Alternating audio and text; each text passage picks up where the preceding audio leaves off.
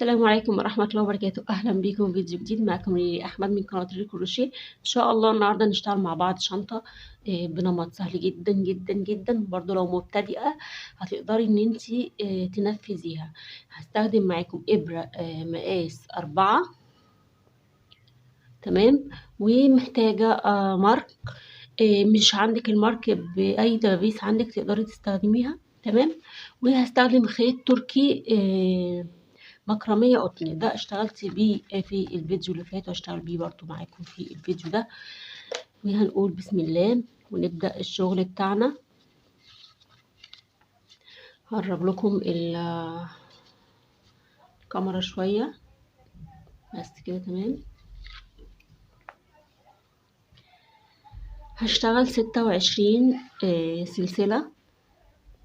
الأول بصوا هنربط بس كده عشان ما يفكش.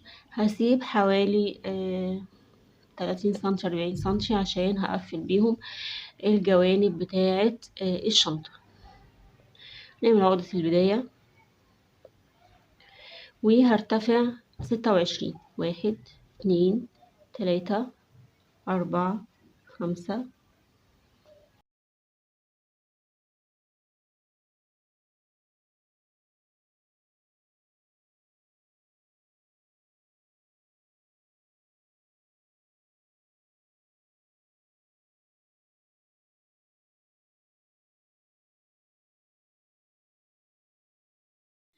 تمام. عملت 26 وعملت غرزة ارتفاع يبقى 27.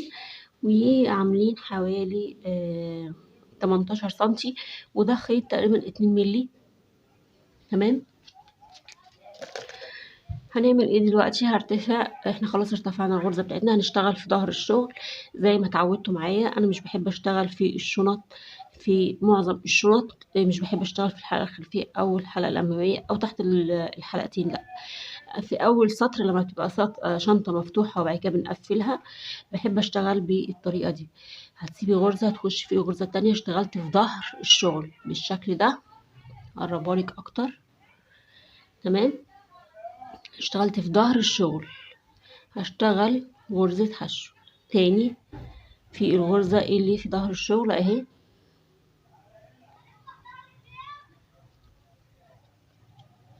تمام. هشتغل 12 غرزة حشو. وعشان ما تقعديش تعدي كل شوية الاسطر بتاعتك هتحطي مارك في اول غرزة انت اشتغلتيها. لو انت بقى تمام ومحترفة اقصد وهتبقى عارفة الغرزة بتاعتك فين، اوكي.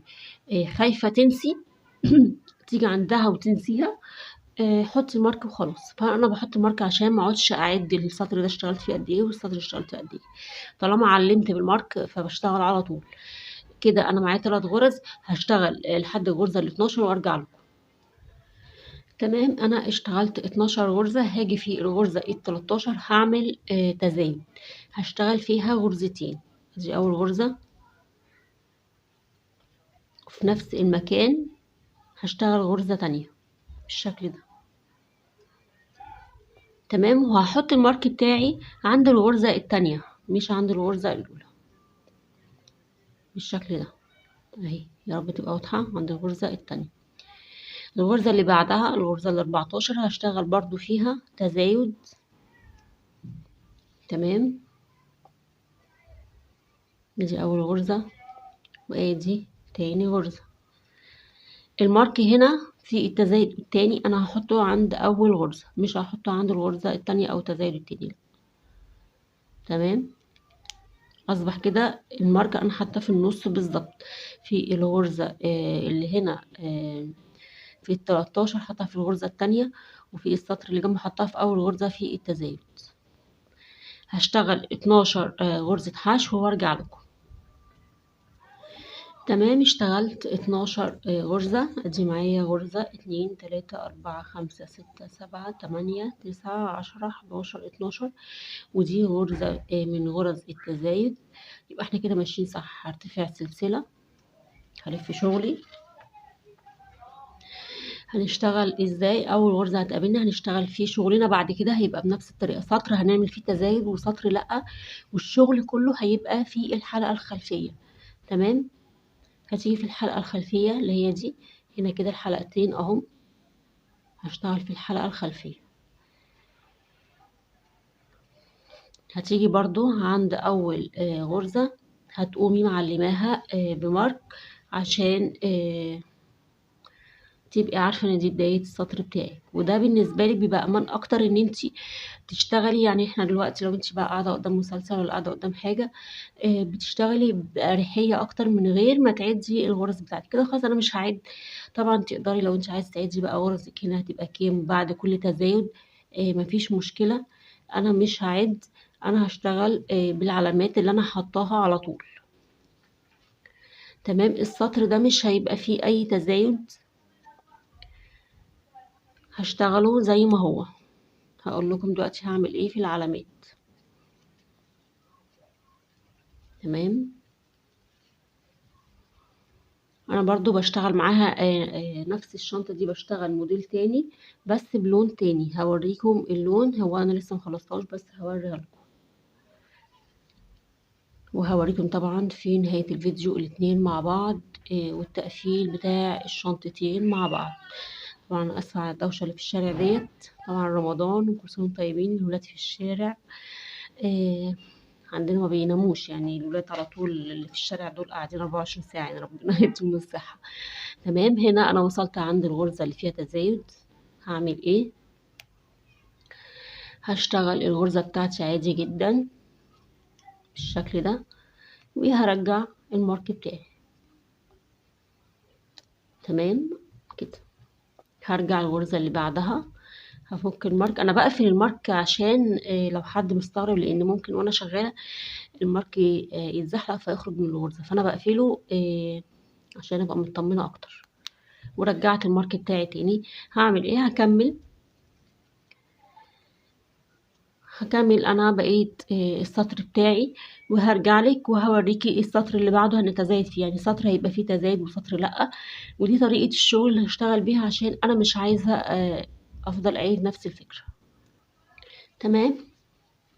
وصلت لنهاية الدور واشتغلت الغرزة الأخيرة. هخلع بقى المارك دوت وهحطه تاني في الدور اللي بعده. ده الدور التالت. هتعملي ايه؟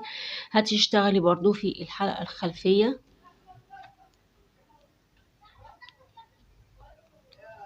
هفضل شغالة لحد ما اوصل عند المارك، عشان السطر التالت هنعمل فيه التزايد زي ما اتفقنا.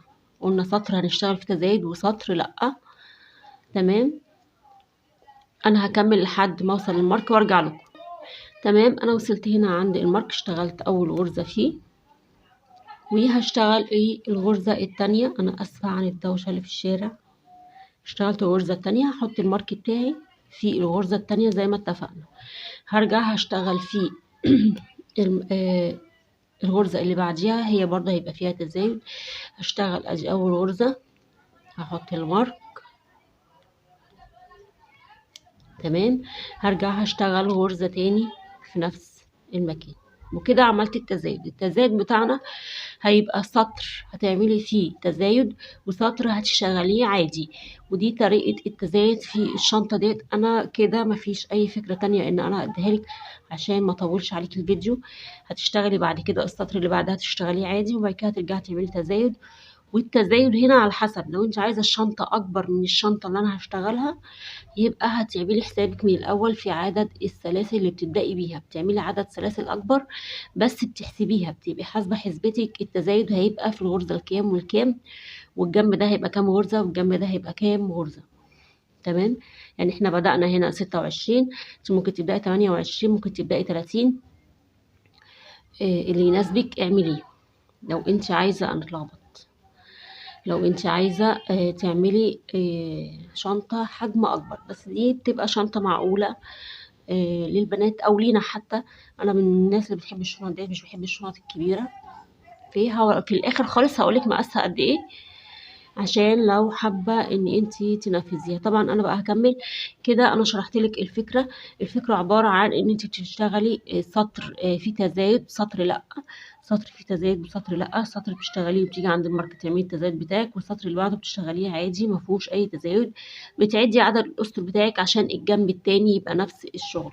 انا هوريكم واحدة هنا، دي انا لسه مخلصتهاش. انا قعدت تزايدت بنفس الطريقة ونفس المقاس ده هو نفس المقاس دوت. هتشتغلي، انا بالنسبة لي اشتغلت 11 سطر فيهم تزايد، سطر وسطر لا. تمام. وبعد كده ثبت في النص بكام. اما اوصل هقولك عشان ما اقولكيش رقم دلوقتي ما يطلعش مظبوط. هقولك انا ثبت بكام. تمام. فده نفس المقاس ده، وبرضو انا هشتغل وهقولك انا اشتغلت كام سطر، عشان لو حابة ان انا اكبر ديت اكبر من ديت هقولك، بس بنفس الطريقة وبنفس طريقة الشغل تشتغلي بيها وبنفس طريقة التزايد. عايزة الحجم اكبر، اوكي اشتغلي حجم اكبر. تمام. هخلص عدد الاسطر اللي فيهم تزايد وهرجع لك. تمام. انا هنا وصلت عملت 10 اسطر. تمام. هعمل ايه دلوقتي؟ انا عايزه اغير الخيط. لو انت مش عايزه تغير الخيط هتكملي بعدد الاسطر زي ما انا ماشيه، بس انا هنا هغير الخيط وهعمل سطرين تزايد تاني. هنا عملت 10 اسطر، سطر تزايد وسطر لا. هكمل هقطع بس الخيط. تمام. هنغير بقى الخيط دوت وهشتغل سطر 3 اسطر، سطرين فيهم تزايد وسطر لا. يعني هشتغل دلوقتي سطر تزايد سطر لا، وبعد كده هرجع هقفل بس ده كده هوريكم كل حاجه دلوقتي. تمام. انا هلف كده الشغل على اساس ان انا ما قطعتش خيط واكمل، عشان ما تجيش تقطعي الخيط من هنا وتبداي شغل من هنا، لا كده الشغل مش هيبقى مظبوط. هنعمل كده وهشتغل هنا كده. اجيب بقى الخيط ده كده معايا عشان اداريه، وهشتغل سامحوني بقى هشتغل بخيط اسود ان شاء الله. هحاول ابينه لكم اخليه واضح. تمام. هنشتغل طبعا شغلنا كله زي ما احنا متفقين في الحلقة الخلفية. عايزة بس ده كده عشان ابدأ ان انا هجيبه من قدام كده. تمام. هسحب بقى الخيط ده كده كده، هرتفع سلسلة، وبعد كده هشتغل غرزة حشو. هثبت بقى شغلي كده. ادي اول غرزة حشو معايا. هشتغل الغرزة اللي بعدها. انا هفضل شغالة لحد ما اوصل عند التزايد وارجع لكم. تمام. انا وصلت هنا عند العلامتين اللي احنا بنعمل فيهم التزايد. هنشيل بقى المارك ده كده وهنعمل هنا تزايد. يبقى انا هشتغل كام سطر بالظبط فيهم تزايد؟ هشتغل 13 سطر. ادي غرزة وادي الغرزة التانية. طبعا انا واقع معايا برضو الخيط هقصه او اكمل بيه مش مشكلة. تمام. وبحط المارك بتاعي في الغرزة التانية هنا.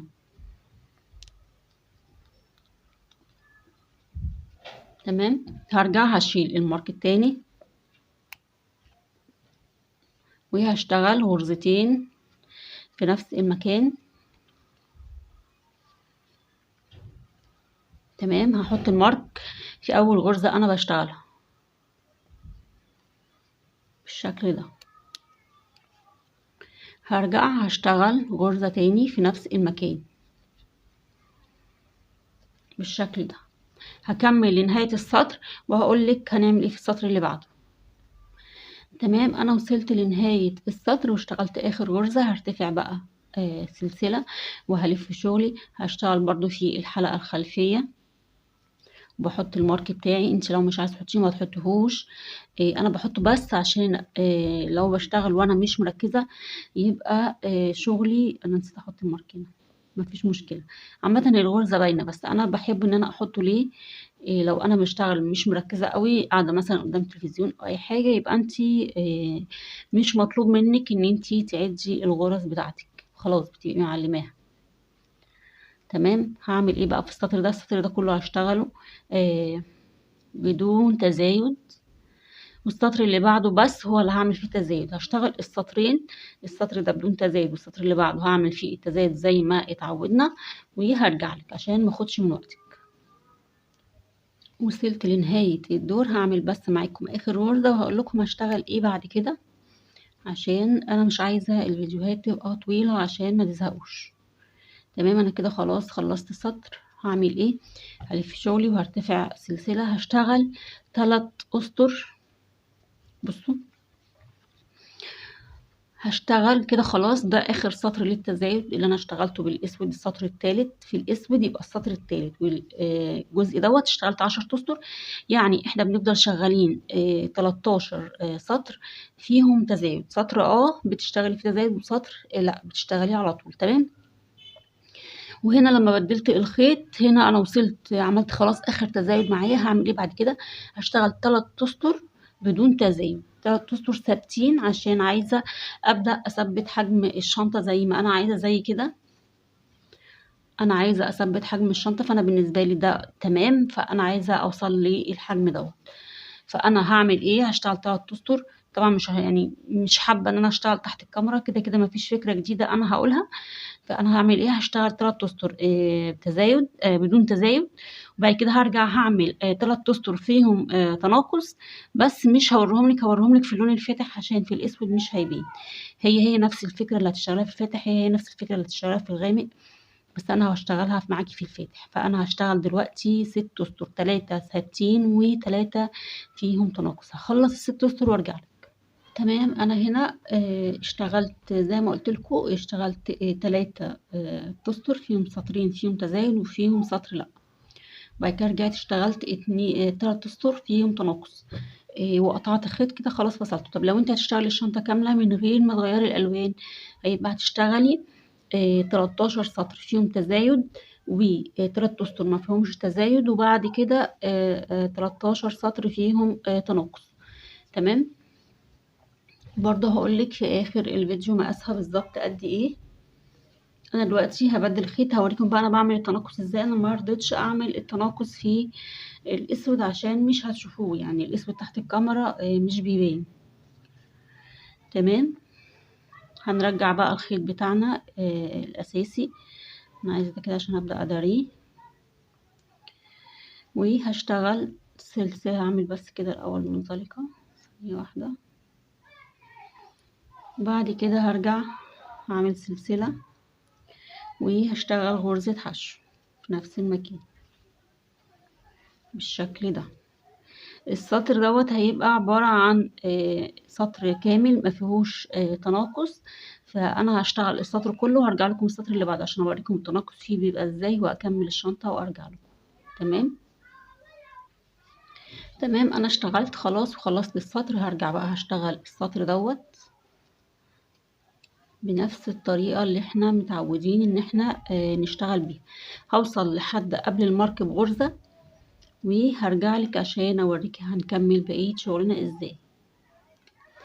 تمام، انا عملت ايه؟ وصلت لحد قبل الغرزة اللي احنا معلمين بيها. هنعمل ايه؟ دي الغرزة اللي قبل المارك على طول. هخش هسحبها واطلع، مش هشتغلها، هفك المارك كده. انا اسفة على دوشة الولاد بيلعبوا كورة. هخش في الغرزة اللي بعدها واسحبها. اصبح عندي 3 حلقات على الابرة.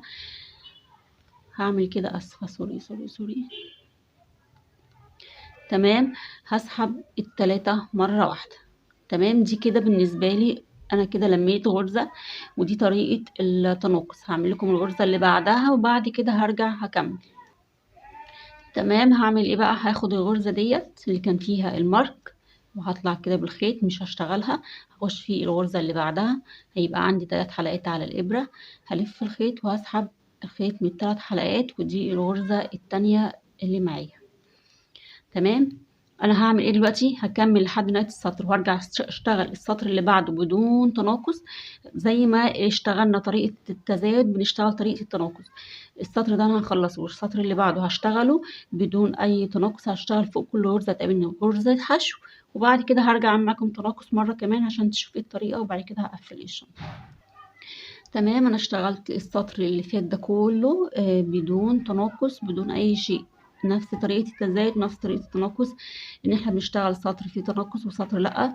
طريقة التزايد برضو كانت سطر فيه تزايد وسطر لأ، نفس الطريقة. هنا في السطر ده انا هعمل تناقص، فانا هعمل ايه؟ هوصل عند الغرزة ديت اللي هي قبل المارك، دي الغرزة اللي قبل المارك، هخش فيها كده واطلع بيها، مش هسحب، هفك المارك وهخش هسحب كده الخيط. اصبح عندي 3 على الابرة، هطلع من ال3 مرة واحدة. تمام، وهركب تاني المارك. انا حبيت اوريهولكم مرة كمان عشان تبقوا عارفين. انا اسفة جدا جدا عن الدوشة بجد يعني.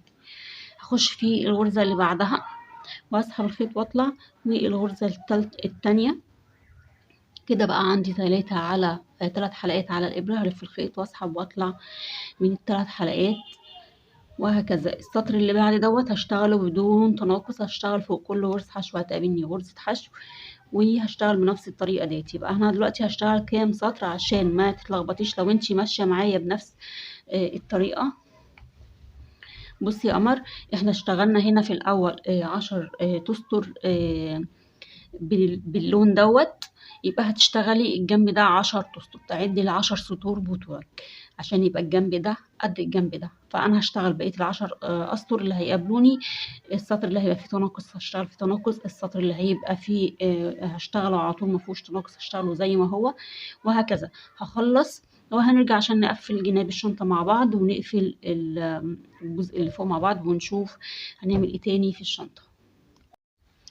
تمام، انا هنا خلاص وصلت لنهاية السطر، وده كده اخر سطر معايا. ولو عديت غرزك هتلاقيها نفس الغرز اللي انتي بديتي بيها. احنا كنا بادئين هنا 10 وهنا 10، وفي النص طبعا اشتغلنا 9 باللون الاسود.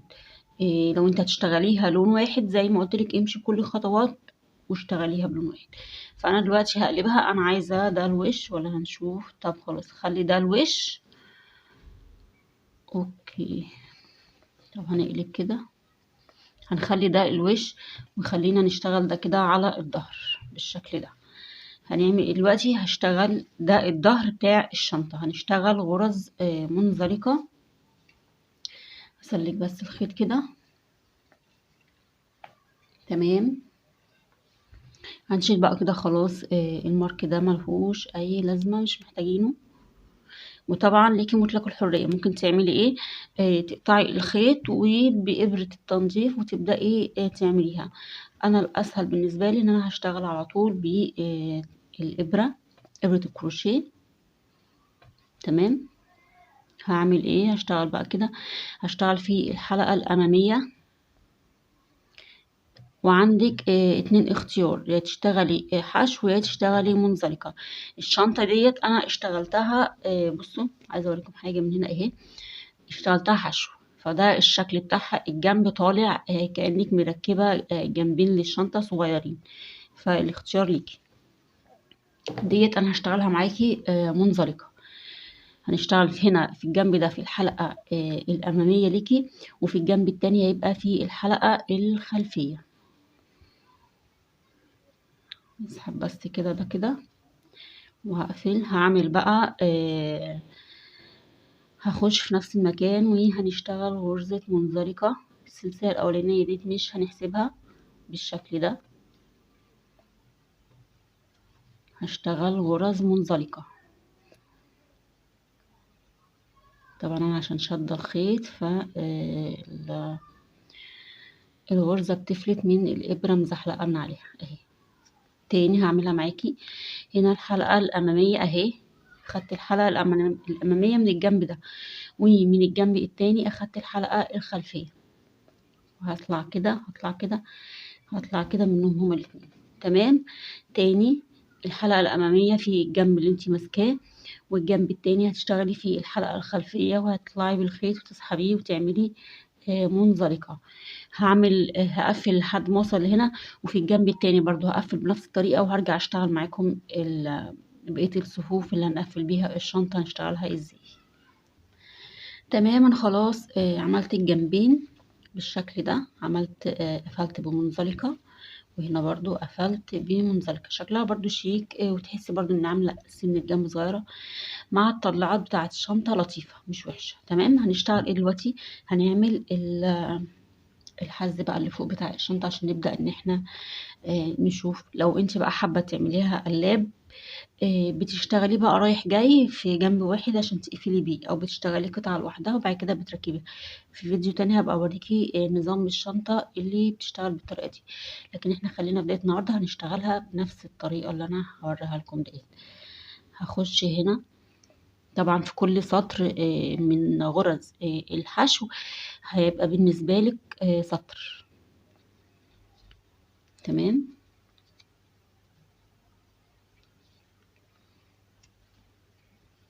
عايزة اسحب بس خيط عشان كده ازود ده، عشان انا طبعا من الناس اللي ادي غرزة كده منزلقة. اشتغلت سلسلة بقى، هخش في نفس المكان وهعمل غرزة حشو. شغلنا كله بعد كده هيبقى غرزة حشو بالشكل ده. تمام، هشد بس دي كده اهو. هتيجي هنا هتشتغلي غرزة حشو كده. لو حابة تعلمي عشان ما تنسيش بداية السطر بتاعك، اوكي مفيش مشكلة، فانا هعلم اهو. تمام، هخش في السطر اللي بعده وهشتغل حشو، وده الغرزة اللي بعدها في السطر اللي بعده حشو، وهكذا. انا بقى هشتغل السطر كله، كل سطر حشو وهتشتغلي فوقيه غرزة. تمام، عشان ما تلخبطيش نفسك بالشكل ده. كل سطر حشو هيقابلني هشتغل فيه غرزة حشو. انا هشتغل لحد ما اوصل ل نهاية السطر وارجع لك. تمام، انا خلاص وصلت لنهاية السطر. هقفل بقى هنا بمنزلقة في اول غرزة احنا اشتغلناها. تمام كده، هرتفع بقى سلسلة وهشتغل في الحلقة الخلفية لكل غرزة هتقابلني، وده طريقة الشغل. انت بقى براحتك تشتغلي 3 اسطر، تشتغلي 4 او 5. انا اشتغلت 5 اسطر. هشتغل سطرين تاني بنفس اللون في الحلقة الخلفية، نفس طريقة شغل الشنطة. تمام كده، الحلقة الخلفية. هعمل انا ايه دلوقتي عشان انا مش عايزة اخد من وقتكم.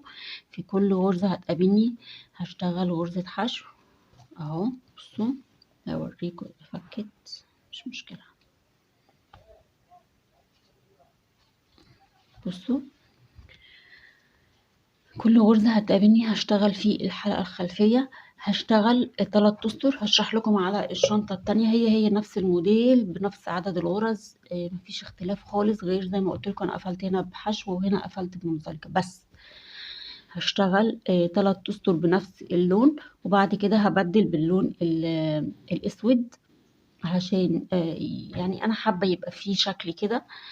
انت مش حابة لون واحد براحتك، زي ما اتفقنا مع بعض، اللون ده انت حرة فيه. وبعد كده هرجع هشتغل اخر سطر. والدراع هو نفس طريقة الدراع اللي وريتها لكم، بس انا هنا اشتغلتها بطريقة تانية. هوريكي كده بالمختصر كده لما اوصل لل5 اسطر دول، هوريكي انا عملت الدراع ده ازاي، بس نفس التكنيك واحد، يعني نفس الطريقة واحدة. تمام. تمام، انا خلاص عملت 5 اسطر زي ما قلت لكم، وبدلت في الخيط، عملت لون في النص كده عشان يكسر. يعني انا حابه الطريقه بتاعت الشنطه ديت. انا بقى بعمل الدراع ازاي؟ نفس الطريقه اللي قلتها لكم، بس في اختلاف حاجه صغننه. لو انا شغاله خلاص بنفس الخيط وهقفل، وبعد كده هرجع استخدم نفس الخيط واعمل دراع، طب ما انا بعمل ايه هنا؟ مثلا خلاص واقفه عند الجزء ده، فانا بعدل الاول شنطتي كده، فبعد 3 غرز من الجنب ده و3 غرز من الجنب ده، هما دول اللي انا هشتغل فيهم. خلاص انا حددتهم، فبعمل ايه؟ برتفع بقى، بعمل دراع الشنطة اللي يناسب يعني سننا، أو بنوتات صغيرة بس ما شاء الله جسمهم هما طوال شوية. فأنا الدراع بتاع الشنط بتوعي اللي بعتمده بعمل 200 سلسلة. طبعا لو بنوتة أقصر أو أصغر هتعملي السلاسل أصغر. فأنا بشتغل 200 سلسلة كده بالطريقة ديت كده، سلسلة 2 3 4 5 وهكذا بفضل شغالة. وبعد كده هوصل للمكان اللي انا هدخل فيه الابره هنا، واقفل ال 200 سلسله. وبعد كده بعمل منزلقه، بعد كده بقوم داخله على الغرزه اللي بعديها بعمل غرزه منزلقه او غرزه حشو عشان تبقى مرتاحه معاكي. وبعد كده تبداي ترجعي بمنزلقه على الدراع بتاع السلسله نفسه. شغل كل السلاسل ديت بتشتغلي عليها منزلقه، بترجعي تردي هنا بتشتغلي بقى بتخشي في الغرزه التانية وبتقفلي، وبعد كده تخشي في التالتة وبتطلعي بغرزة حشو بيها وبتكملي منزلقة على ال200 سلسلة، وبترجعي بتقفلي بقى شغلك خلاص كده، وشغلك كده بتقفليه ومفيش اي حاجة تاني هتعمليها. هنا هتحطي بقى لوجو. انا هوريكم كام حاجة كده وكام فكرة للشنطة. بصوا هتعتبروا ان انتوا خلاص ركبتوا الدراع وخلاص خلصتوا.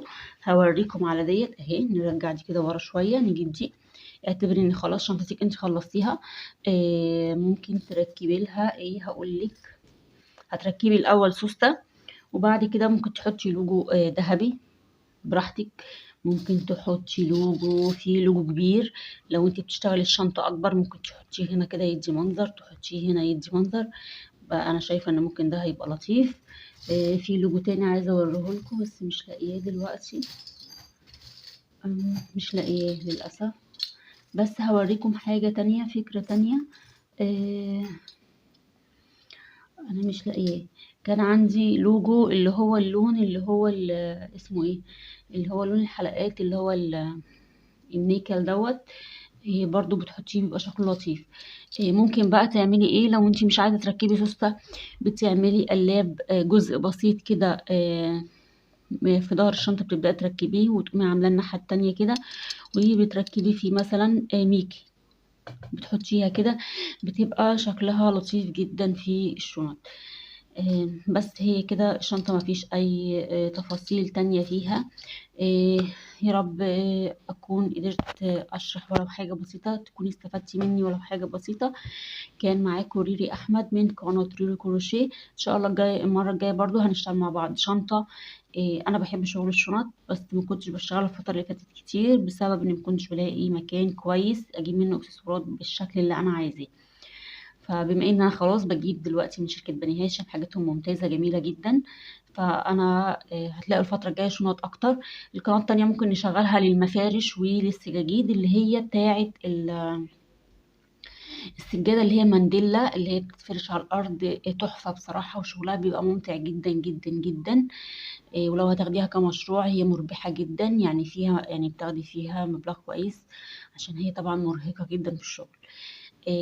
احب اسمع رايكم، ايه رايكم نخلي هنا قناه بس لشغل الشنط بس، ونخلي بقى القناه التانية لشغل الوحدات وشغل البورتفيهات بس، ومفارش وكده. يعني انا حابه اسمع رايكم. لو كنت كملتي بقى معايا الفيديو هنا لاخر حاجه في الفيديو، ما تنسيش تعملي لايك، سبسكرايب، شير لو امكن. واتمنى يا رب تكوني استفدتي ولا حاجه. بس كان معاكي ريري احمد من قناه ريري كروشيه. اشوفكم في فيديو جديد وفكره جديده. سلام.